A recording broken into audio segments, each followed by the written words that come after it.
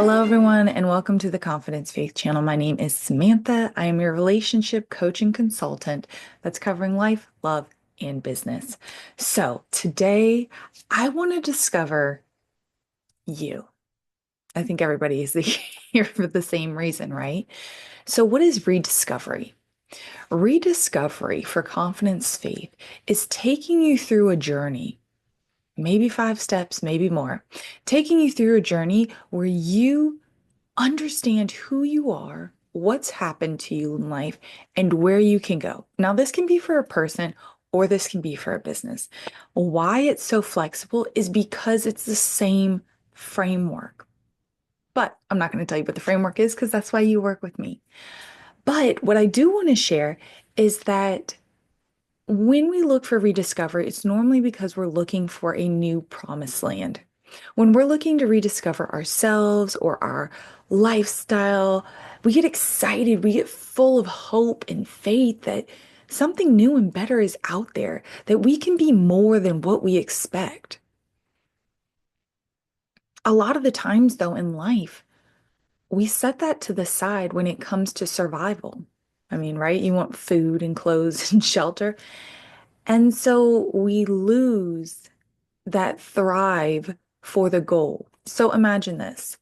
Imagine you were 18. Are you doing what you said you wanted to do?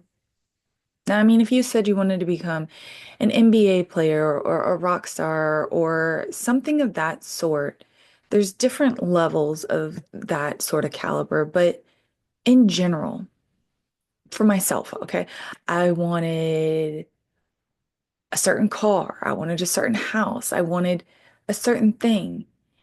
And now, fast forward, do you have those things or have you settled or compromised for something better, equal, or less?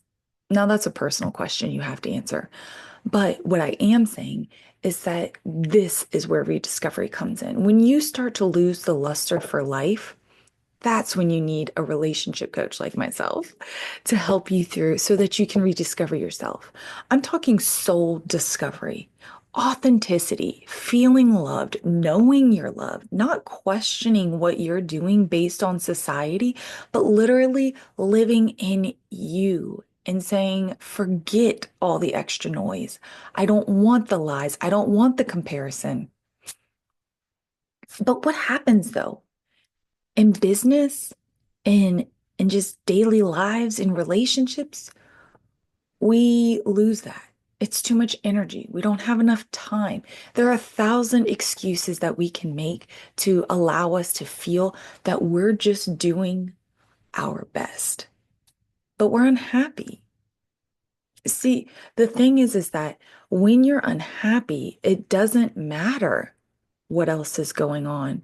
When you're unhappy, it doesn't matter how good your life can seem because the fact of the matter is that you're still unhappy. Happiness is a byproduct. You cannot achieve happiness without doing something. That happiness could be relaxing. That happiness could be a project. That happiness could be spending time with family. But if you're not doing actions that create that byproduct of happiness, you're not going to be satisfied. Now, what if you're in a family and you're rediscovering yourself and maybe your family's not doing the same thing? I mean, that's such a tough spot. And I can attest that it puts people under stress. The thing that I can share with you is you can't force other people to be in that bubble of rediscovery with you. There was this one girl I knew, and this is the best way I can explain it. And she was so full of life. I mean, when she came in, she was like a light bulb. And I gravitated and I had to know what it was. And that's what rediscovery can do for you. It's going to be confusing sometimes. It's going to be a hard conversation sometimes in business or in life. Rediscovering yourself, your business is a holistic experience. It's not just saying, oh, I was wounded by my parents when I was 6. Let me find my rediscovered self. No, it's I was wounded by my parents at 6. It allowed this sort of behavior and response to transfer into my adult years. And now I'm unhappy because I've let X, Y, and Z continue to flourish within my life, even though I'm empowered, I'm on solid ground, I can stand on my own 2 feet. And guys, this is where I'm here to help you. I'm here to show you the patterns, the mishaps, the small coincidences that actually are going to be able to lead you to greater things or have put you on the path. See, your past is a path. So, what I would like to do is I would like to share with you that there's so much more to life. And the way I'm going to do that is I'm actually going to share my own story. So, when I was 5, my parents got divorced. It was the craziest thing ever. I don't remember much, but I remember knowing it was happening. And being biracial, well, sometimes it didn't lead to the best feelings, the best experiences, the best memories. And it's because I was too different from some groups, and I blended in just enough that I heard what I didn't want to hear. And at the same time, I was just different enough that I didn't fit. I've heard racial slurs. I've heard that my hair's fake, that my body's not good enough. Heard I've heard that I should say certain things and I did. I experienced the dualities of racism, which is my extra story. So we have my parents got a divorce. I had biracial wounds. I had low self-value because I felt those sorts of things. I had alcohol addiction. I mean, when I checked the chart, even though it seems to have changed at this point, alcoholism was right below alcohol addiction. I mean, excuse me, alcoholism was right below being an alcoholic. There we go. I was out Thursday through Saturday partying, drinking, getting drunk. Um, and the last thing was is that through all of that, I left God. I didn't lose my chain. It's the same one. I didn't lose the foundation. It was still there. But I wasn't talking to God. I wasn't exploring. I wasn't engaging. He was just there. And my story is relevant for so many people because I came back to God because I was sitting over a toilet throwing up in the middle of the night with my host family in Ecuador. I hated myself, what I was doing. I I wanted more. When I had low self-value, I thought I was fine until I realized I was wrong and I wasn't. And I wanted more. I wanted better. I wanted to respect myself more. Now, respect comes in many different ways. It's not just sexual. It can be just the way people talk to you or the way you allow people to treat you or how much you deal with. So I want to clarify that. When I had alcoholism, I wanted to stop, but I didn't have a reason. It was giving me acceptance. When I think about my biracial wounds, I literally have been the racist person and received racial comments. I remember the moment that I saw how society had woven into my mind and caused me to feel a certain way towards another person because of how they looked. It's not a joke to me. When I say racism is real, it's because it is. There are a ton of people who are not. But just how you teach your children about faith and beliefs and ethics, that's the same way racism or the bigotry or whatever the other terms there are that you want to use, that's how it gets passed down. I sat in class and heard the racial slur and stood up for my parent who wasn't even present.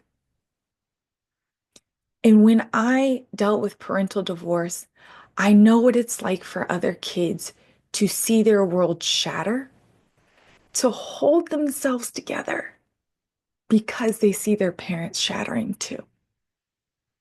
They have to adjust very quickly. They have to remake reality because it doesn't make sense anymore. If love is supposed to be X, then why did X fail? It must need to be Y. 20 years later, you realize that Y is not even the answer. It truly was X. It's just X doesn't work all the time. My story, my story is interesting because when I designed the 8 levels of love, when I say design, when God showed me the actual hierarchy and I wrote them out, I realized that out of 8 levels, I was broken on five of those 8. I mean, I don't know if you understand that. That's serious. I may look young, but it doesn't mean that my life experiences can't help you. It doesn't mean that I don't hold value. It doesn't mean that my level of education outside of schooling is worthless. And so this is where I'm here because I'm telling you, I rediscovered myself. I rediscovered myself because I wanted to be loved and I finally had a reason. I rediscovered myself because I hated what I was doing. I had the hard conversations. I prayed hard. I cried hard. I forgave hard and even forgave years later because I held on to the resentment. When you're rediscovering yourself, there are 3 things I'm going to tell you. Number one, you're going to root out some stuff you don't want to deal with. Number two, you're going to feel void at times, but also when you think you may feel void, you're going to feel full. And when I say full, you're going to feel like you on the other side. And the third thing is when you rediscover yourself, you see the past as a path, you understand God's greater plan. You will understand your purpose, your greater plan, how your path has led you to a place where you can benefit the world. See, this is why I'm a relationship coach, because when you understand that relationships are sharing love, creating waves into the universe on a quantum entanglement level, you have quantum communication. You are learning about your environment. And when you learn and when you speak, life and death is in the tongue. You create a new space. This is your time. This is your time to find that promised land, to get out of the prickles, to push life aside, to say, I'm done with the stereotypes. I'm done feeding into businesses, causing busyness, businesses that are sustaining off of misery because misery likes company. And what's a company? A business. You don't have to be a pawn. You can awaken to these things. You can awaken to faith, life, and who you really are. But all it takes is knowing how to do it, knowing where to start, knowing that step to take. And I'm telling you, here's step one. It's choosing you. It's choosing you and wanting better because better exists. Not everybody will get everything they dream of, but there's a lot that's out there for you.